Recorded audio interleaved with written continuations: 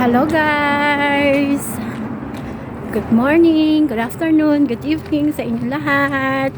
Saan man kayo panig ng mundo na nanonood. Ayan guys, magla-live tayo habang papunta sa school ni baby ko. Lakad-lakad tayo guys dahil wala tayong sasakyan.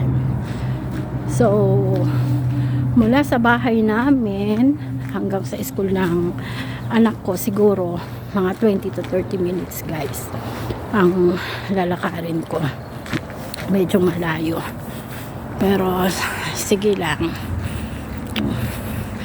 At ni-request ni baby ko na punta daw siya sa kids cafe. Yan guys, pag mamaya sunduin ko siya. Actually yung pasok niya is hanggang 7:30 ng hapon dahil may panggabi siya guys. Yung yagan ba na tinatawag dito sa Korea. From 8:30 ng umaga inihahatid namin sa school hanggang 7:30 ng gabi. Sana ngayong araw. Kaya lang dahil ni-request ni baby ko guys na magpunta kami sa kids cafe dahil gusto rin daw niyang maglaro. Kaya heto, ayan, sunduin ko siya at dadalhin ko siya guys sa Pugunso, sa health center na may palaruan ng bata. Doon siya maglalaro habang antayin namin yung asawa ko dahil i-pick up niya kami after work. Ayan guys, medyo hinihingal na ako kasi mga 5 to 10 minutes na ako naglalakad. Medyo malayo pa. Mag-shortcut lang ako sa banda rito para madaling makarating doon sa school ni baby ko guys. Ayan, hindi pa ako nakakalahati. Ayan, ganito yung buhay ko guys dito. Walang sasakyan, tambay-tambay lang, nasa bahay lang. Ayan, dito ako mag-shortcut guys. Ayan, malaki sasakyan yun, katakot. Dito ako guys, mag-shortcut ako dito sa banda rito. Pero tingin ko dito dadaan yung malaking sasakyan. Aha, bilisan ko na lang. Yan. Yan. Bawal yata dito dumaan kasi gagawa sila ng daan. Ay, katakot naman to. Yan. Kung saan na lang ako lumusot guys. Naghahanap ako ng shortcut. Pero, my God. Ayan, tingnan nyo. Shortcut tayo. Ayan. Matatrap pa yata tayo dito dahil nga. Ayan. Hindi pa ako dumaan. Ang daming bako. Ayan.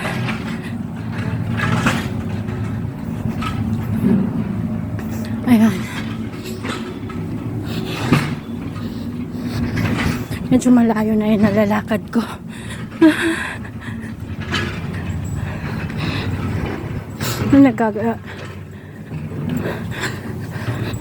Ko-construct na naman sila doon ng daan para sa drainage. Hiningal ako ng sobra guys. Yan, malayo pa guys yung lalakaran ko. Tingnan niyo siya. Oh. Ayan guys. Tingnan niyo dito sa Korea guys. Kahit maliit yung espasyo, as long as pwedeng pagtaniman, maraming nagtatanim dyan. Usually mga matatanda. Kaya ako, nagpa-plan din ako na magawa ng flat dun sa may malapit sa may ilog. Actually public land daw yun, pero pwede naman magtanim magtanim kahit sa luyot man lang, tsaka ampalaya. Pagbibilhin din kasi mahal sa'yo pantek be, diba? Kaya yun din yung plan ko. Nakita nyo naman siguro doon, kahit maliit lang yung espasyo, tatanim pa rin sila. Kasi dito talaga, alam nyo naman na 4 season kami dito sa 4 season kasi dito sa Korea. So ano lang, pag summer lang nakakapagtanim ng mga gulay, unless lang yung mga may mga binil house na tinatawag, anytime pwede silang magtanim. Yun nga lang, mahal dahil nga may heater yung loob ng binil house, kaya yung mga itinanim doon pricey talaga. Pero ganun talaga guys.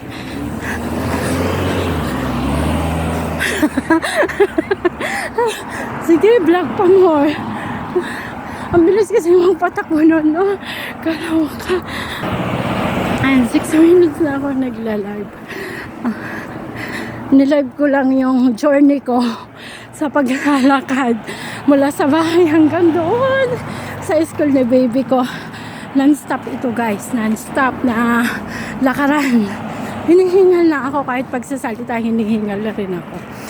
Pero sige lang, malapit na ako. Dito na tayo sa malapit sa may Rotary. Then pakaliwa na lang ako ng konti. School na ni baby ko. Kaloka. Ang ganito talaga ang buhay pag walang sasakyan guys. Yan. Medyo mahirap. Pero isipin na lang in a positive way, di ba? Nakapag-exercise din ako kahit papaano. May mga malalaking building. Actually, dito sa lugar namin guys, ano lang siya, maliit lang na municipality. Kukuti pa lang ang building. Ayan, pero malalaki. Unlike sa mga ibang city, na as in talaga, napakaraming mga building. Mabuti na lang dito sa amin. Ano siya, tahimik, hindi siya complicated, hindi siya traffic. Kaya, maganda talaga sa mga katulad ko na gustong manirahan dito sa tahimik na lugar. Province lang. Ayoko kasi sa lungsod. Very complicated. Matraffic ba? Exhausted. Baga. Ayoko lang ganon. Kaya, bagay ako dito. Which is, ganito naman lang yung pangarap ko ba na pag-istihan. May fresh air, malapit sa mga bundok. Which is dito sa Korea, bulubundukin din naman dahil 70% ng bundok, 70% bulubundukin dito sa Korea ba. Magtawid na ako guys. Tawid na ako. Yun yung school ni baby ko. Yan yung school, nakikita nyo guys. Yung school niya. Yellow and green. Yan yung school niya. Up and down. Okay. Ang school ni baby ko guys, malapit sa yung dock station. Yung dock station, train station. Yan, malapit lang. Ganyan siya. Kikita nyo guys. Yun. Okay guys, malapit lang. Walang edit na to. Diretso i-upload ko ito sa Facebook. Ayan, diretso. Kasi, una sa lahat, hindi ako marunong mag-edit. Papag-aralan ko pa lang yan kapag ma-monetize na. Ayan.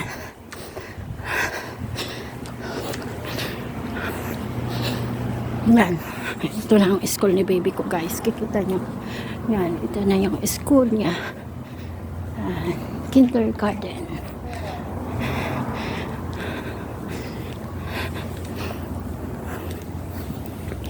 Yan. Sunduin ko na si baby ko dito. Ayan guys. Pagdunggong ako.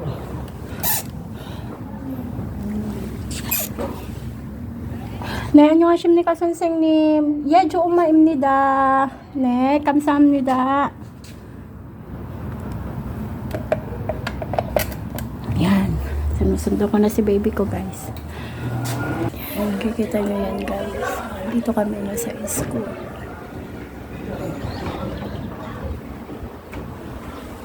Baby ko guys.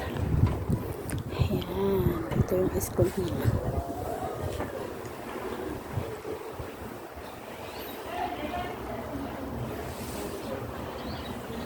Yan, pababa na si baby ko. Galing sa taas. 근데 언니는 Hey. 학교 Oh, hakyo. Ayan guys, nasundo ko na si baby ko. Ayan, yan yung school nila guys. Tingnan nyo. Ayan, si baby ko. Anyong heba. Anyong. Ayan, punta kami sa Kids Cafe. Ayan yung school nila. Diba? 근데 아빠는 차 있어? 차 있어. 진짜 차 있어. 근데 엄마 차 없어. 언니 차 없잖아. 엄마 차 없어. 근데 우리 거리 다니면서 도착하잖아. 네. 엄마 나 안아줘. Ganito yung style namin. Punta kami sa... 힘들어? 아니야, 좋아. 그래, 딱 붙어. 알았지? 엄마 근데 눈 떠고 있는데 알았어. 오호. Ganito yung ano namin ni baby ko guys. Tingnan niya. Diba? 엄마 너무 힘들어? 너무 힘들어. 알았어. 힘들어 daw. 잠시만. 알았어. 안아줘라. Guys, bye-bye. Bye-bye. See you in Kids Cafe. Bye-bye. 바이바이. 엄마.